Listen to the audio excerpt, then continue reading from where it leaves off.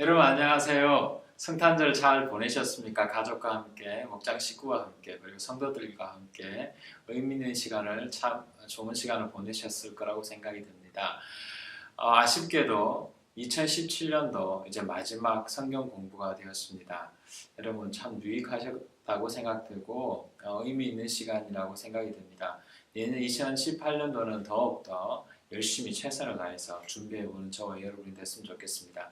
오늘은 에베소서 6장 5절부터 9절까지 종과 주인이라는 제목을 가지고 같이 성경 공부해 보도록 하겠습니다. 자, 그러면 성경 말씀 같이 읽어보겠습니다. 종으로 있는 이 여러분, 두려움과 떨림과 성실한 마음으로 육신의 주인에게 순종하십시오. 그리스도께 하듯이 해야 합니다.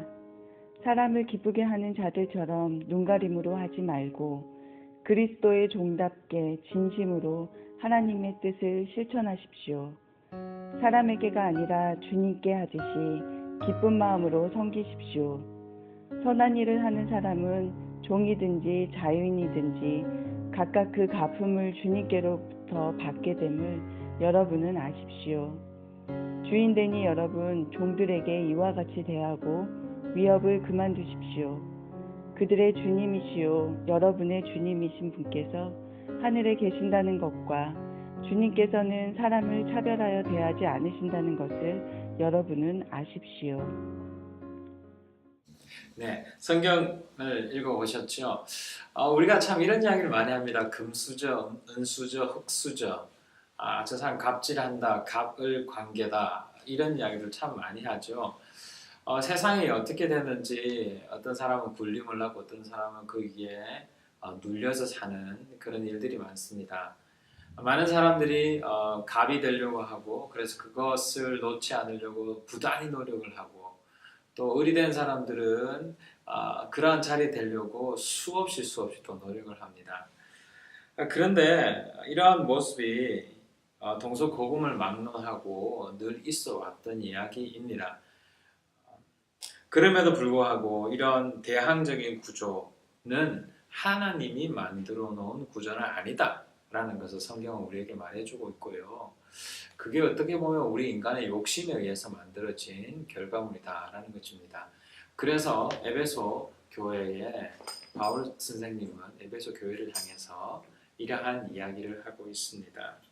공동체를 향한 하나님의 뜻은 서로 섬기고 사랑하는 것이다 라는 것입니다. 그래서 관계의 아름다운 선순환이 일어나면 종이고 그리고 주인이고 모두가 참된 주인이신 하나님을 섬길 수 있는 아름다운 공동체를 만들 수 있다라고 성경은 우리에게 말하고 있습니다. 에베소의 배경에 의하면 안타깝게도 주인과 종의 관계는 분명히 있습니다. 그리고 주인은 종을 마음대로 군림할 수 있고 다룰 수 있는 권한이 있었습니다.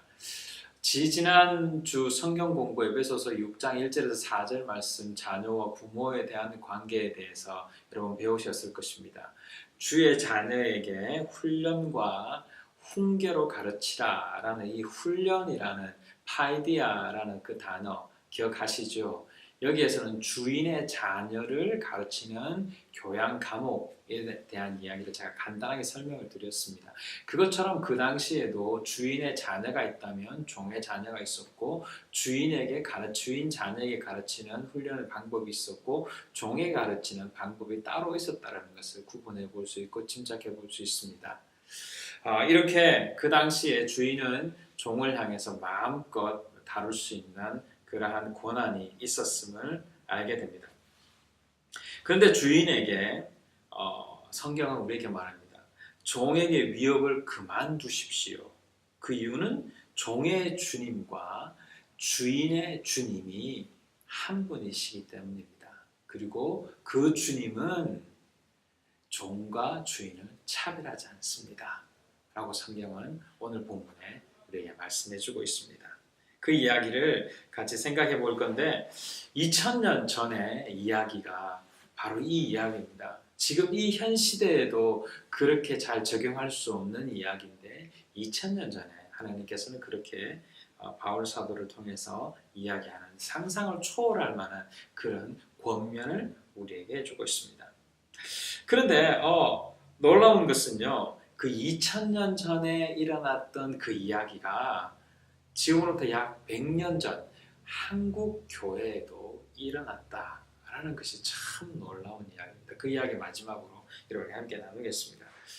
성경에 보면 종과 그리고 주인에 대한 이야기를 하는데, 종은 두울로스라고 합니다. 두울로스는 성경에서 제일 많이 쓰고 있는 단어이기도 한데, 이 두울로스 종이라는 것은 영어로 말하면 slave입니다.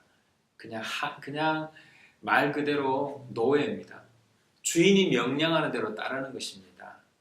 사도 바울은 이것을 참 즐겨 사용했던 단어인데, 로마서 1장에 보면 파울로스 두로스 크리스투 예수스라고 말합니다. 예수 그리스도의 종된 나 바울은 라고 말합니다. 그와 반대로 주인 되신 예수 그리스도를 성경은 큐리오라고 말하고 있는데, 오늘 이 짧은 구절에 4절부터 9절까지 종과 주인에 대한 단어가 수없이 반복이 됩니다.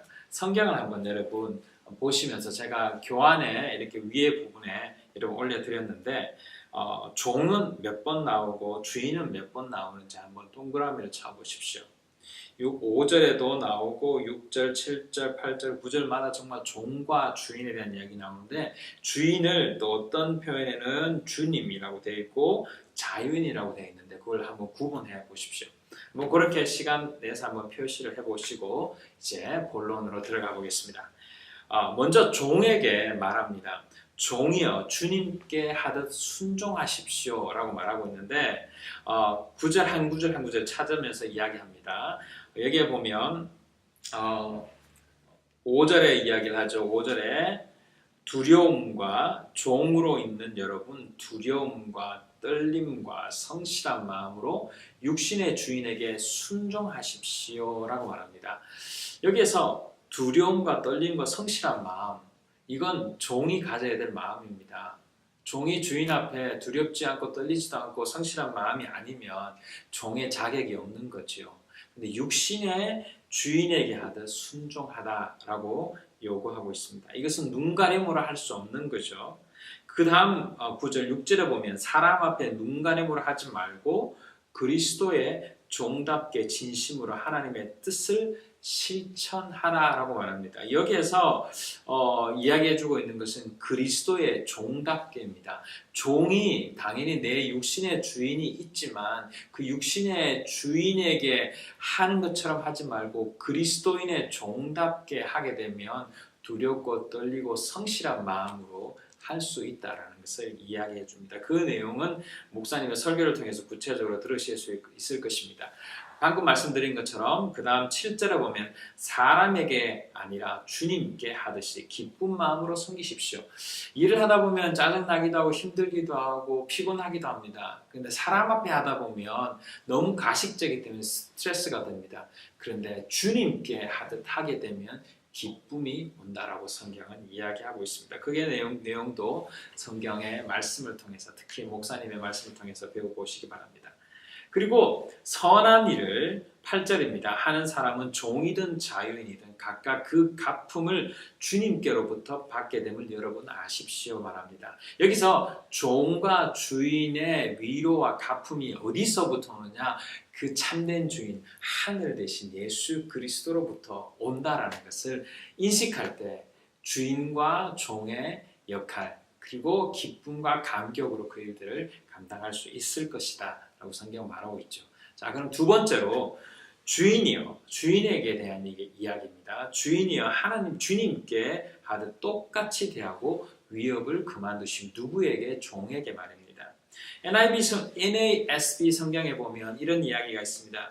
Do the same thing to them 이라고 말합니다. 그들에게 똑같이 하라. 그러니까 종들이 주인에게 하듯 어떻게 했다고요? 주님께 하듯 했던 것처럼 주인도 종에게 할 때 주님께 하듯 하라라고 이야기하고 있습니다.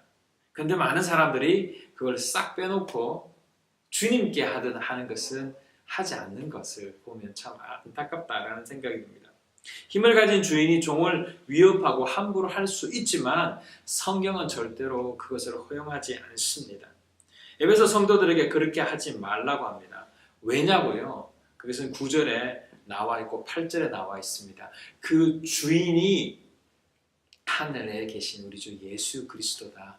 종의 주인도 우리 주님이시요. 주인의 주인도 주님이시다. 라고 9절에 말씀하고 있습니다. 그래서 너희들은 차별하지 마십시오. 그리고 우리 참된 주인이신 주님이 종에게도 주인에게도 차별하지 않고 대하시기 때문에 여러분도 차별하지 마십시오. 라고 이야기하고 있습니다. 제가 처음에 초창기에 여러분이 말씀드렸던 것처럼 우리 한국 땅에 이런 일이 있었다라는 것 여러분 혹시 들어보셨습니까? 지금 네, 우리나라에도 이런 신뢰가 있습니다. 전라북도 금산이라는 곳에 금산교회가 있는데요. 그 금산교회에서 일어난 이야기입니다. 한번 유튜브든 구글이든 한번 쳐보시면 그 교회 이야기가 나옵니다. 간단하게만 설명을 드리겠습니다. 금산교회에 조덕삼이라는 분이 계셨고 이자익이라는 분이 계셨습니다. 조덕삼이라는 분은 장로님이셨고 이자익이라는 분은 그곳의 목사님이 되십니다. 근데 조덕삼이라는 분은 주인이셨고요. 이자익이라는 분은 조덕삼의 마부 종이었습니다. 근데 종이 결국 그 교회의 장로님을 섬기는 목사님이 되었다라는 이야기입니다. 그 이야기 어떤 내용이냐면 구한말에 미국인 선교사님이 그쪽을 지나가시다가 금산에 교회를 세워야 되겠다는 마음을 하나님께 주셨습니다. 그렇게 들어가서 복음을 전하다 보니까 그곳에 가장 부자인 한 분을 만나는데 조덕삼이라는 분을 만납니다. 그 조덕삼이라는 분이 참 착하고 인자하신 분이셔서 미국에서 오신 선교사님이 이야기를 한번 듣고 싶어서 듣다가 이런 질문을 합니다.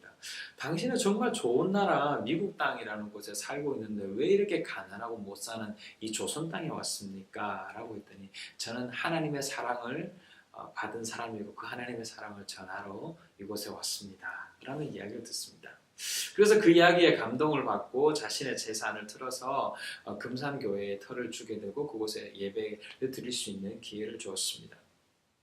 그러다 보니까 성도들이 늘어나기 시작했습니다. 우리 서울교회는 침례교회인데 초창기 한인교회, 한국교회는 장로교회로 시작이 됐습니다. 그래서 그 장로교회가 커져가는데 리더를 세워야 됩니다. 지금은 장로님이라고 부르지만 그 당시에는 영수님이라고 불렀습니다. 영수님을 세워야 되는데 후보를 찾게 됩니다. 그 전에 이미 집사님이 되셨던 조덕삼과 이자익, 주인과 종이 집사님이 되셨죠. 근데 이 두 분이 이제 후보가 되었습니다. 이 두 분이 후보가 되어서 올라왔는데 당연히 조덕삼이라는 분이 영수가 될 거라고 생각을 했었습니다. 근데 아니나 다를까 생각의 판도를 깨워버렸습니다. 반대로 조덕삼이라는 분이 영수가 안 되고 이자익이라는 분이 영수로 추천을 받습니다. 그 정도 되면 주인 되는 사람이 자존심을 상하고 해서 깽판을 부리든지 그리고 이게 잘못됐다고 막 화를 낼 건데 모든 성도들 앞에 이런 이야기를 합니다. 이것은 하나님의 뜻입니다. 그리고 하나님께서 원하시는 것이다 하고 자기는 순종합니다.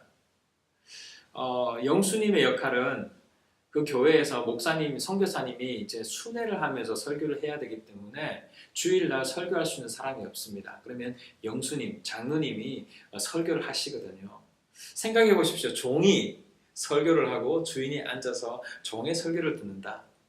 지금도 이해가 안 되는데 100년 전에 한국 땅에 그런 일이 있었습니다. 조덕삼이라는 장로님께서 그 나중에 장로님 되시죠. 이분이 이자익이라는 영수님의 설교를 듣게 됩니다. 그러다가 이 금산교회의 2대 장로님으로 조덕삼이 장로님이 되십니다.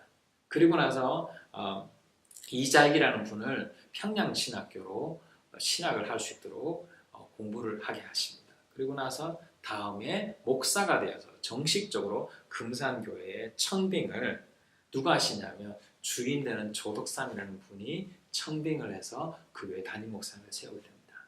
이런 정말 아름다운 어떤 이야기가 한국 땅에 있습니다. 여러분 어떻게 생각하세요? 요즘은 가진 자가 가지지 않는 자를 향해서 군림하려고 합니다. 가지지 않는 자는 가진 자를 향해서 비판합니다. 그 모습이 교회 안에도 있습니다. 사랑스러운 우리 서울교회에는 우리 집사님들이 참 많이 섬기십니다.